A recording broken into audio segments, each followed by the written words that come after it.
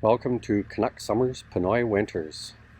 We're going to do a reboot, not of the whole channel, just give you an update as to how we got here, how we ended up starting and building a house, how we bought the land, and the fact I've been going back and forth for the last 12 years, why we spend half of our life in the Philippines and half of our life in Canada, because who can complain about a Northern Hemisphere summer? Pretty nice as far as I'm concerned. Anyway, we're going to dive into almost everything in one video and bring you right up to speed and where we're at with this build. But first, a major note here. Please note, this is all Lynn's money that's building this house. She has worked hard, guys. And even though I might be the face of this channel for the most part, it's her cash and it's her build. So let's get to it.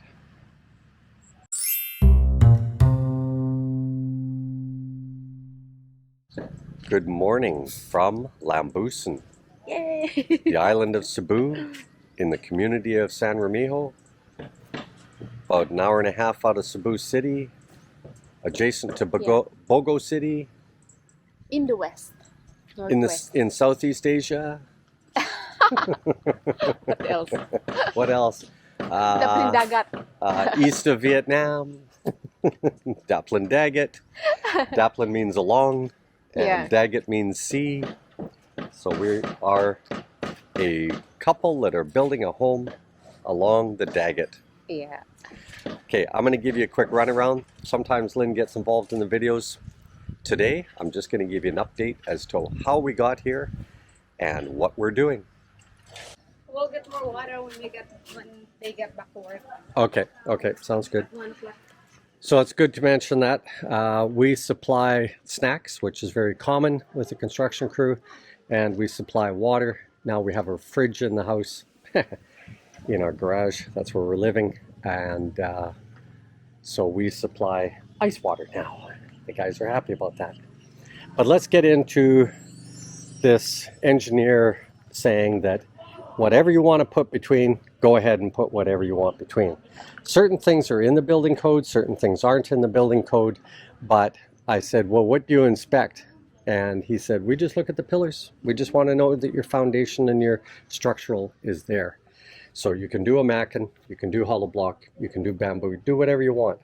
So this product here is actually made on Cebu, and there's another company on Luzon that makes aerated concrete as well. So this is a little project that I'm doing so that we don't have to do chipping at the outside of the wall to set the electrical and stuff in, and it's very easy to work with. This is an aerated concrete. It does not hold heat nearly to the same degree that concrete does, and hollow block. So this is one of the reasons that we're going this way. It is so noticeable, guys, that when you touch that concrete wall outside and when you touch the wall of our garage, it's noticeably different on the hand, noticeably. So this makes this project a much easier, much smoother, easier. Once the finishing is finished, you're finished. You don't have to go back and chip and do all that stuff. But we will have to pre-prepare a whole bunch of these blocks so as not to slow down the crew. So if you've looked at homes in the Philippines before, you know that normally you see the posts sticking inside and outside of the house. With AAC, you have a wonderful opportunity to get around that because there's no need for rebar. So you save all of that money. And that's why you're going to hear me repeatedly in various videos echo what a number of Philippine engineers have cited, and that is that the overall cost comes in 20% cheaper. I will back up here and I will show you that CR compared to that garage. You can see the paint color difference, right? That garage went up in 3 days with all of the equivalent to hollow block. That took us way longer. And I want to say 8 days, but I might be wrong on that. So anyway, previous videos I went through it. Lynn is the math. She worked all the math on this. The walls of this CR are equivalent to that wall layer, and that wall came in cheaper. Why? That has steel in it. That has sand and gravel that you have to have delivered. It has all that other stuff that has to go into it. So it was another good proofing that that's what happened. Now, we did not want to have any project that had anything to do with wood as part of our structure. But the plumbing and everything is good. That's fine. Ultimately, we will figure out something for this. And I think I want to still have this access from the outside, so that when we're out in the garden, we can get at things. Let's do the build. Posty, that's what my crew calls them, posties. That is going to be part of the front deck, open deck.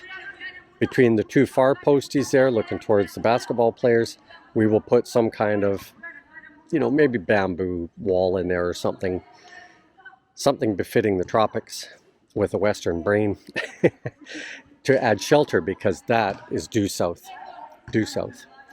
So that will add a lot of shading for the deck, because that angle there is about 4 o'clock in the afternoon and the sun is damn near straight up right now, and it dives straight into the ocean straight away that way, which is virtually due west. We're building a 60 square meter house with a front deck that is roughly 20 square meters, with a back deck that is roughly 20 square meters. Each quadrant inside the house is roughly 20 square meters to add up to those 3 sections, which are 60 square meters. This will be the living room kitchen, and going past this postie a little bit to where I put this screw in this piece of bamboo. A wall will go in here, that will start the kitchen, and in behind will be a TV room with no door on it, and then a CR over towards that postie, and this postie that has no concrete on it yet, that one there is to that side, is where the front door will be, or the door. Don't need to call it front, right? That will have a CR. The master bedroom will have a CR. That's going to be in that quadrant over there. And the covered deck is there. TV room is here. Living room kitchen is here. Big sliding glass door out the front. As big as we can get. We're just working on that now. We've had 2 roofers come over. They're going to give us quotes on the roof. This crew. Let's talk about the crew. To make it very, very clear, I have no Filipino children. My wife has no Filipino children. But we seem to have adopted 5 Filipino children. I biga.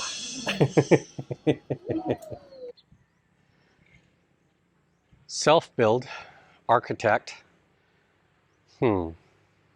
Ultimately, why we structured our crew the way that we did. Architect, not happy. Not happy with architects. First off, this was getting in the way, okay, anytime I was around. So it put more burden on Lynn, who was early in the game, on understanding construction, understanding what my goals were. She understand the bigger picture goal, but not necessarily the detail goal, okay? And we were trying to talk to them about specific things, and it just wasn't going to fly. It wasn't going to fly at all. And of course, you want an architect, if you can, or a general contractor, to do your build so that you don't have that pressure on yourself. And, that's why you do it, right?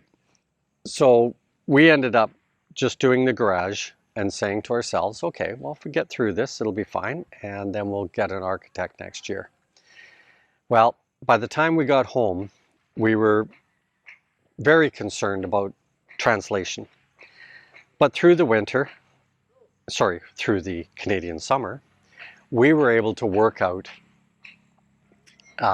Lynn had questions, I gave answers, back and forth, and we decided to continue on the build ourselves, which then leads into, why did we structure our crew the way that we did? Well, again, a big shout out to Mary Lou and Uli, who had time before we got here, and they worked through the good, the bad, and the ugly. We've still got an ugly, but the bad are gone. And The net result is, after working with the crew and a couple of different Masoon that were also from the same area, that were kind of coming and going from Mary Lou's job, we decided 3 Masoon, which cost us, wait for it guys, it's really expensive, $2.50 to $3 a day difference. Who cares? Who cares? Again, last year we had a crew of 14, right? 9 were our carpenters and the rest were all helpers, and that was costing us under $800 a week. Labor is not your issue. Labor is not your issue. And I have to keep reminding myself of that from time to time because, of course, you know, I got my Western brain, and then I turn around and I look at the crew and I roll my eyes and all that sort of thing. And I forget that it can be init kayo here, which means extremely hot. Even though the tarps are up, we've got guys working on a piece of steel right now just pounding down soil. That's hard work, hard work. So I have to keep reminding myself of that. But why did we structure them the way that we did? The answer is actually quite simple, and that is we only have to talk to 3 people now to make things happen.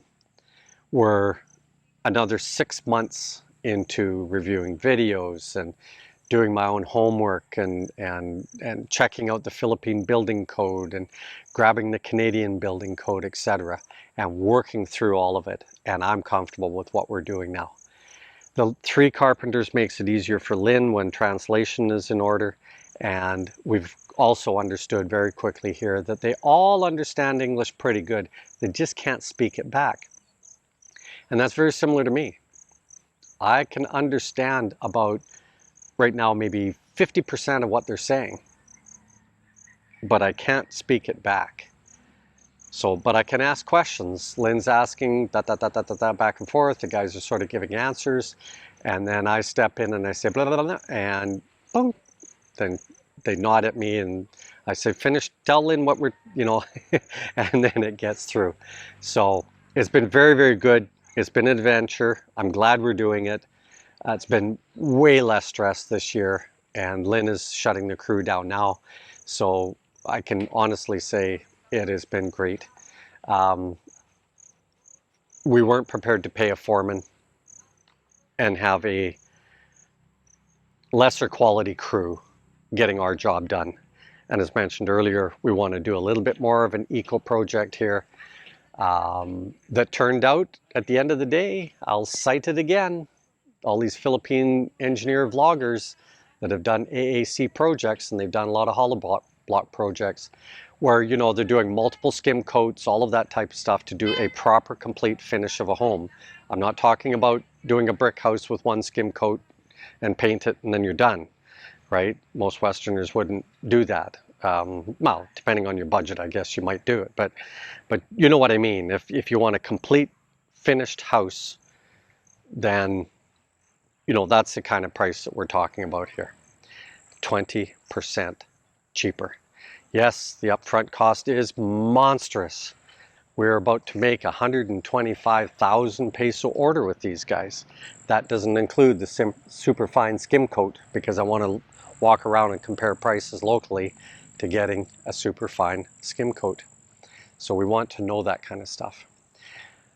Okay guys, it's been a little bit longer video than normal, but I want to just remind you that we do more than just this house build. I got rubber lip today. We also do Philippine Forex. We do that on Fridays in your North American region, Saturdays in the Philippines, where we make sure that if you're coming here and you have certain expectations of life, you're not a super adventurer and prepared to just start backpacking it and sleeping under trees. Yeah. Anyway, we go through all the budgets. I'll cite it again. I think if you're new and you're thinking of coming to the Philippines, you have to start with weaning yourself down a little bit on the Western culture, meet some Westerners, and part of that is waving to the crew here. Part of that is meeting enough Westerners to get your feet wet, okay?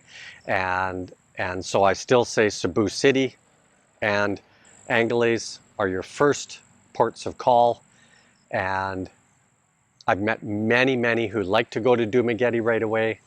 Again, check out the hospitals, find out what your needs are for the long term, because somewhere along the way, we all need medical care towards the end. I don't want to cut myself short at the age of 72, because that's the average age here. And I'll bet you foreigners fall into that same thing once they move here, getting too far away from medical care. I do believe that you can do self-funding for your medical. Don't need it. And I would not give up my medical in my Western country, because if I have to go home, I want to know that it is still going. I think that would be a big mistake. Okay guys, I hope you enjoyed this video. Lynn is involved a little bit more than today. And we've got... Hello! Yeah, that's Rewin and Sian over there. Rewin, all these kids joined us today. Okay, anyway, I hope that gives you a little bit of an overview as to our journey here and how we got to where we did. Say goodbye, Rewin. Goodbye, Rewin.